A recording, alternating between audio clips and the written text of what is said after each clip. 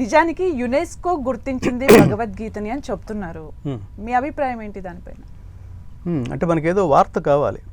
ఇప్పుడు నీ తల్లి గొప్పతనం, నీ దేశం గొప్పతనం, ఇంకో దేశం అది నువ్వు తెలుసుకోకుండా ఇంకో దేశం ఏదో పొగిడితే ఓహో మన దేశం ఎంత గొప్పదనమాట అనుకునే ఖచ్చితంగా ఎంతో కొంత లోయర్ స్థితిలో ఉన్నాం. భగవద్గీత చెప్పింది సాక్షాత్తు పరమాత్మ, ఆయన చెప్తే శాసనం, ఆయన చెప్పింది ధర్మం. యతో ధర్మస్తతో కృష్ణ, యతో కృష్ణస్తతో జయ. వ్యాసుడు కంటే, శ్రీకృష్ణ పరమాత్మ కంటే, ఆదిశంకరాచార్యుల కంటే, వీళ్ళకంటే ఈ యునెస్కో ఏమీ చాలా గొప్పదని కాదు. ఇవాళ వచ్చిన వార్తకి సమాజంలో ఎంతో కొంత చైతన్యం ఉంది. ఓహో ఇది గుర్తించిందనమాట.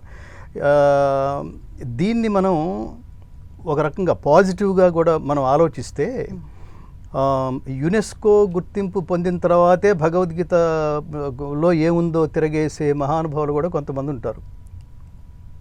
అలా మనం పాజిటివ్గా ఆలోచిస్తే దిస్ ఈజ్ ఆల్సో కరెక్ట్ అనిపిస్తుంది. నిజమే, ఎందుకంటే భారతదేశంలో ఇప్పటికి కూడా భగవద్గీత తెలియని వాళ్ళు ఉంటారు. యునెస్కో అంటే తెలిసిన వాళ్ళు, భగవద్గీత అంటే తెలియని వాళ్ళు ఉంటారు న్యాచురల్గా. వాళ్ళు యునెస్కో గుర్తించిందంటే చిన్న విషయం కాదురా. అంటే ఆ మధ్యన మీకు నాసా క్రీస్తు పూర్వం 3012లో శ్రీకృష్ణుడి నిర్యాణం జరిగింది అని డేట్ ప్రకటిస్తే మొత్తం అన్ని పత్రికల్లో ప్రధానంగా దాని హెడ్డింగ్లు పెట్టినాయి, శ్రీకృష్ణుడి జననం నిజమే అని. అండ్ నీకు ఎవడొక డౌట్ ఉందన్నమాట. ఇవన్నీ కథలు, శ్రీకృష్ణుడు లేడు రాముడు లేడు అనుకునే ఒక బ్యాచ్ ఉంటుంది. సో వాళ్ళకి కన్ఫర్మేషను నాసా చెప్తే కానీ అర్థం కాదు. సో ఆ మార్గంలో తీసుకుంటే ఖచ్చితంగా యునెస్కో గుర్తింపు నిజానికి ఏంటంటే భగవద్గీత, నేను ఎప్పుడు జనరల్గా చెప్తుంటాను, గిన్నీస్ బుక్లోకి ఎక్కిన భగవద్గీత గ్రంథం రా, గిన్నీస్ పుస్తకం. గ్రంథాన్ని తీసుకెళ్ళి ఏ బుద్ధి తక్కువ విధమైన పుస్తకంలో చేరుస్తాడు రా.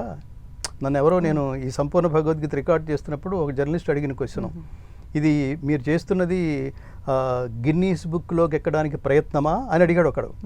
అప్పుడు చెప్పాను, గిన్నీసు నా దృష్టిలో పిన్నీసు అని చెబుతూ, గిన్నీస్ గ్రంథం కాదు, గిన్నీస్ పుస్తకం. అది 1 సంవత్సరంతో ఎక్స్పైర్ అయిపోతుంది. అందులోకి ఎక్కినవాడు తర్వాత సంవత్సరం వాడిని ఎవరు తలుచుకోరు. పైగా అందులోకి ఎక్కేవాళ్ళు ఎలా ఉంటారు అంటే ముక్కుతో ఫ్లూట్ ఊదేవాడు, అదే కుంటుకుంటూ అతను తిరుపతి మెట్లెక్కాడని ఒకడు, ఇంకో 100 అడుగుల దోశ విజయవాడలో ఒకడు వేశాడు అని ఒకడు. అవన్నీ కామెడీలు అనమాట ఇవన్నీ.